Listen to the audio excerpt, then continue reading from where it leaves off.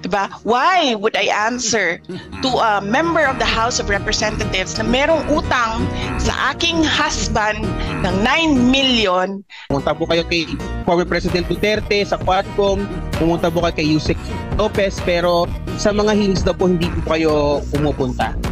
Yes, tama yun. Tama yan. I don't know kung sugod ang tama na word doon dahil nagpaalam naman ako at pinayagan nila ako. Pero tama yon. Hindi talaga ako umaattend sa hearings. Why? Why would I answer to a speaker implicated in a bribery case on record in a court case?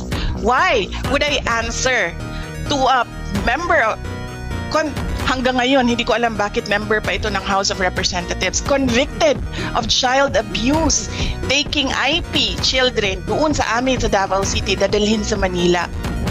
Diba? Why would I answer to a member of the House of Representatives na merong utang sa aking husband ng 9 million dahil sa isang case?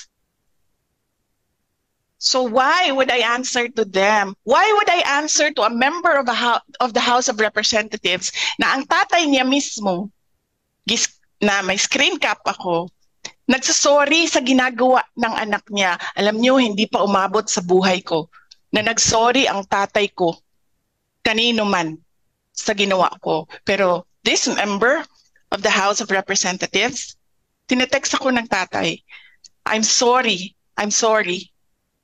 So why would I answer to him? Nagsasorry yung tatay. Ibig sabihin may ginagawang mali yung anak.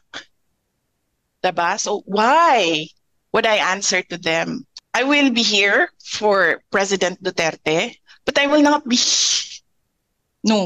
answer to members of the House of Representatives, especially sa may utang ng 9 million sa hindi naman sa pamilya namin, sa law firm ng husband ko. That is 9 million na dapat ini-enjoy ng pamilya namin pero hindi niya binabayaran.